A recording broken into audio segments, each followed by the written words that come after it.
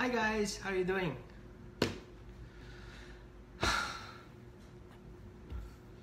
I miss you guys so badly. Do I have separation anxiety? Yeah. That's kind of separation anxiety. Now, separation anxiety has two roots. The one is fear of loss, and the other one is fear of failing on the job. I'm Roman with Roman's Canine Training, and I would like to share with you my holistic approach on separation anxiety. First of all, we need to understand what type of separation anxiety do we work with. Some of these separation anxieties are, hi Sandy, are man-made. We created them. So let's see, for example, I get a puppy, and of course we want the puppy always to be in our side. So we encourage the puppy, hi Debbie, we encourage the puppy to don't leave our side. And how do we do that? Every time the puppy comes up to us, good boy, we love you, and we create a job around the dog. The job is being called, don't leave my side.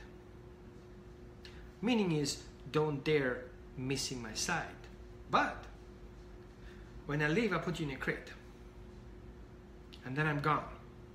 And then go figure out how to remain on my side. Now that particular problem, some dogs can handle because the way they function, the way they think about the job. But very attachment sensitive dogs, for example, like English Mastiffs, like Cane Corsos, like Presa Canario, like there are several breeds who have a very clear understanding of how to perform a job. Hi Susan. Now, when we create a job and then all of a sudden the dog feels fired from the job and is being confined, he gets stressed because he cannot comply to the job. So we create a kind of like job separation anxiety. It has to do with us, but basically it's the job that makes the problem. Now, hi Pierre. Hey, Australia. No, I got it right. We want to become aware that we are not training our dog and we don't condition our dog to have a separation anxiety. Now you're telling me, well, do you tell me like I cannot love my dog anymore? I didn't say that. Hi Christine. I say that basically what you have to do is you have to watch New Zealand. I knew it. You want to watch that your dog gets the job right. Meaning is you have to teach him boundaries and limitations and need to teach him that he can be off the job when he goes in this crate. Or if you leave the house, his job is being paused. He's not fired. So the first step that you want to do if you have a dog who has job separation anxiety is you want to make clear that you set up your boundaries. Don't follow me to the bathroom. I want to be in the bathroom on my own. And then the next step you want to do is you want to make very clear that there are times you don't want him on a job. Meaning is, don't follow me in my bedroom, stay in your bed. So before you dismiss your dog from his job, he needs to have a home, a safe space where he can be in a pause or not being on the job. We call it a safe space. A safe space would be, for example, T-Bone's bed. So I train him when I'm not at home. His job is to be on that space and keep that space. In that space, there is no responsibility. There is no need. There is no aggression. And there is no problem.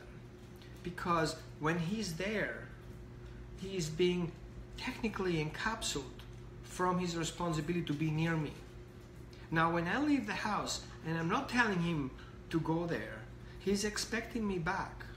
in a certain amount of time, and if I'm not coming back in a certain amount of time, then he gets concerned. Now, how do you work on that? You teach the dog that you leaving the house is part of the job.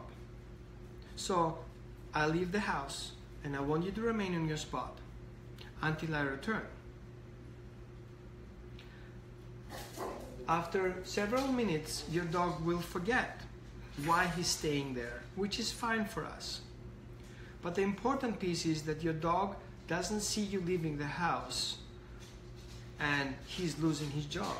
So you want to make very clear that if you leave the house, his job is to remain on his place or being off duty.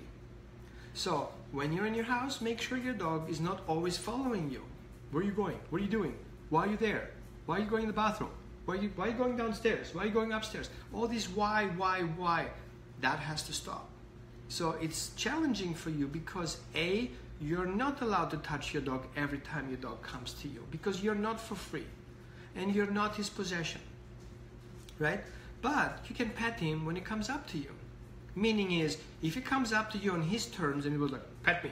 It's your job to pet me because my job is to be next to you all the time so you can pet me. He says, whoa, dude, I don't pet you. I want you to sit first because if you don't sit, I will not pet you. And he's like, yeah, I don't like that. See, that's fine. So he walks away, you call him back. Hey, I want you to pet. So he comes over, you pet him. It becomes a certain way of functioning. So he cannot just come up and reprimand you and tell you that you have to pet him. Meaning is you create a technical job where you have to pay your employer, your dog in that case, for coming up and being constantly on the job. So watch your hands. Watch your hands. Do not touch your dog until you understand why he's nearby you. Is he getting paid for being next to you all the time and you basically pay him for creating a separation anxiety when you leave the house? Right? Now the next part, and I will keep it short this one, because most of you guys understand that better, is when your dog has a separation anxiety and he's in fear of death. I know it sounds weird, but the core problem of separation anxiety is fear of death. That's the core. So if you leave the house, the dog goes into a panic mode that if you not return, he's gonna starve. That comes from a puppy trauma. That comes from being left alone unattended, being left alone without water, without food, where the dog goes into a fear drive. And that's difficult to handle because you have to convince him that you're gone for a short period of time, which is not forever. But you will return in a logical sequence before he gets hungry. So in that case, you want to make sure that you leave the house and you have to condition him that he has free access to water all the time. If he's in his crate, he needs to understand that crate is basically a safe space for him to be, for you to return. So it's very important that you understand that crate is not a confined space to save your house, but it's a confined space to protect your puppy and put your puppy into a den mode. I'm going away to return with food. So what you trigger is basic body memory that if you leave, you will return with food.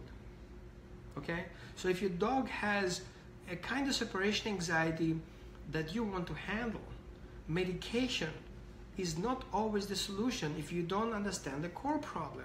Because if you drug your dog and he's not being able to process his problem, how would you heal it?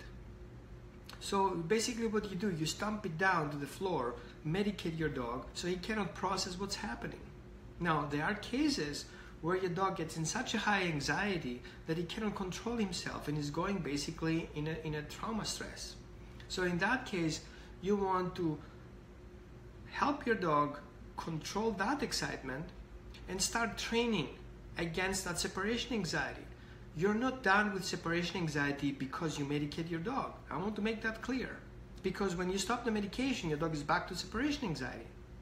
So you can use medication to make your life easier to train your dog. But you don't make your life easier by just medicating your dog because your dog doesn't learn anything about it. So again, you have two parts. The one is separation anxiety of the job, which means the dog cannot perform the job when you're going away, which means being with you all the time and protect you. And the separation anxiety is you being gone and he's being in fear of lack of resources. So you want to eliminate that fear because you walked away, he will starve. You want to stop that. So if you have problems with your dog, I'm happy to help you. But you have to reach out and make very clear, it doesn't stop on its own. It's a long, very stressful way for your dog to learn on his own that separation anxiety can be healed.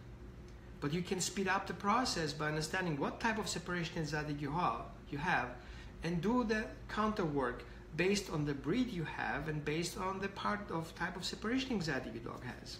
Okay?